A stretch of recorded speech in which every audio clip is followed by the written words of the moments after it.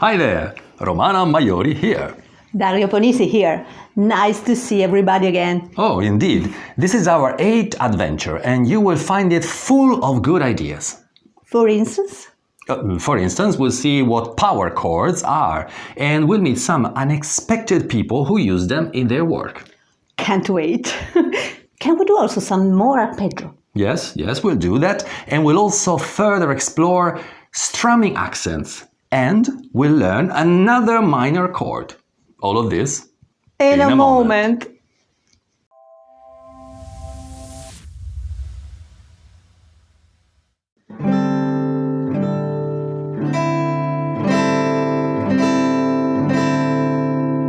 I just love this sound. We have arrived to the 5th fret of the guitar. On the 5th fret of the guitar, we find many notes, of course. At least 6, right? This position is quite important because, as you might remember, we use this 5th position in order to tune the guitar, with the exception of the 3rd string, of course. So let's go over the notes, even if you probably do remember them. Let's go over the notes that we find on the 5th fret of the guitar. So, on the 6th string, we will find an A, which is equal to the open string, the 5th open string, right? And so on, of course. On the 5th string, we will find a D. On the 4th string, and of course 5th fret, we will find a G. On the 3rd string, okay, this is a C. On the 2nd string, we'll find an E.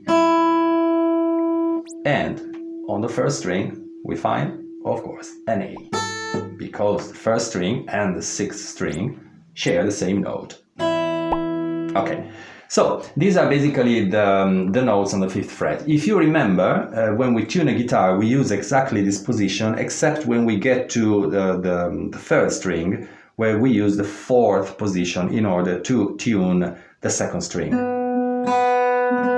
Okay, I'm playing 3rd and 2nd string. Same sound. All right. Of course, you remember everything, but anyway, I just wanted to go over it. Okay. So what we do today is, in a way, use this kind of knowledge and go past the 5th position in this way. Basically, what we do, we start from the 5th position. You put your forefinger on the 5th fret, and then with your ring finger, you go on the 5th fret to the 7th. Sorry, on the 5th string, you go on the 7th fret. Okay, play one after the other.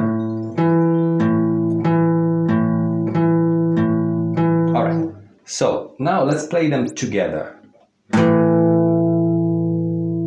Okay, so you got this already. For instance, if I bring it back 2 frets. Okay, this chord, this agreement of 2 notes, because chord comes from accordo, it's an Italian word which means agreement. So these 2 notes that agree together, they work together, it's basically the simplest chord. It's called power chord. Power chord because mostly is used, it's used in rock or metal or other very powerful kinds of music. But you can also find it in classical music. For instance, Beethoven used it, Verdi and Monteverdi and Vivaldi used the power chords in their compositions. Of course, played in a different way with different instruments, mostly with strings and things like that. Okay, why do we talk about power chords? But power chords are particular because they are neither major nor minor. In other words, you can fit, for instance, if I do let's do a 5th position power chord. Okay, being this an A, it will go, for instance, with an A major.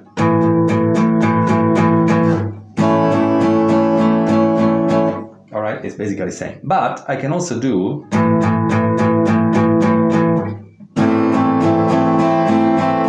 this is an A minor.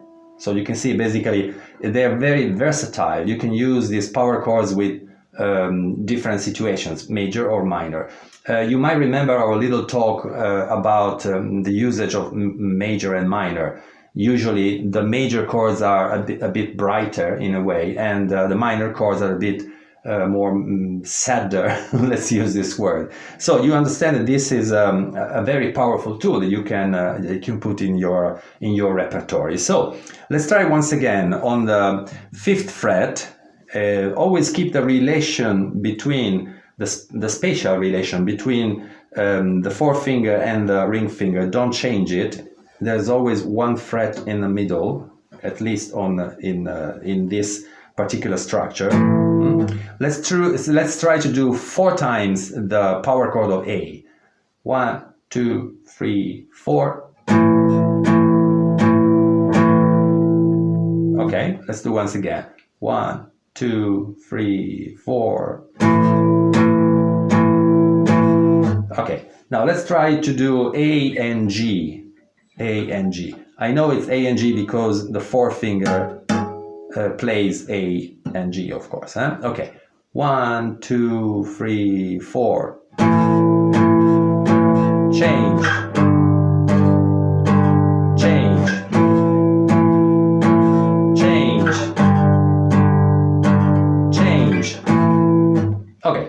I think you understand quite well what we're trying to do. Okay, for instance, there are many famous songs that use a riff. We spoke about riff maybe 2 or 3 lessons ago, in order to make remember people a particular kind of, let's call it a melody or something, like a theme, a riff, as I was saying.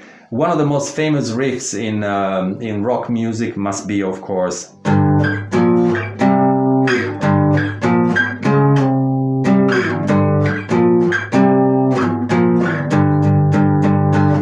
you all recognize it. It's Smoke on the Water. So today we'll try to study this in detail. What you want to do is to bring, the riff from the G position, so 3rd fret, once, then you go to the 6th position, which is between the 2 dots, the first 2 dots. You see, my forefinger is between the two dots. Okay. Then the next position will be past the 2nd dot. All right. And then you go back. So I'm gonna try and play from here. Okay. All right.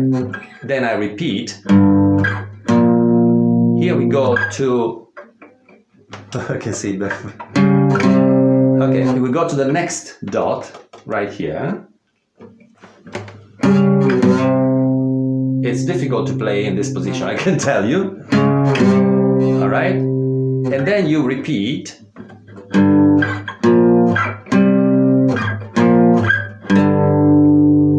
Okay, let's try it again. So basically, we go 3rd fret, 6th fret.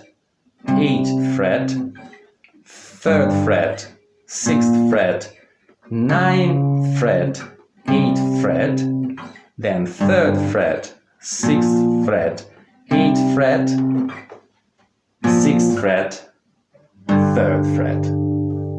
All right, I know it sounds a bit complicated, but then when you do it, basically it's not so difficult. Okay, let's try once again. We will go very, very slow. 1, 2, 3, 4.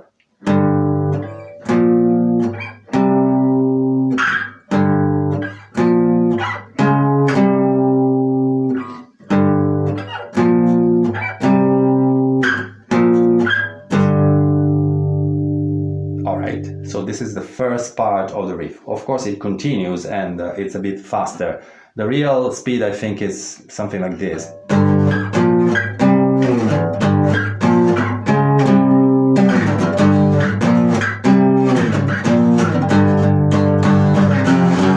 And so on. Actually, this little thing here is just a passage.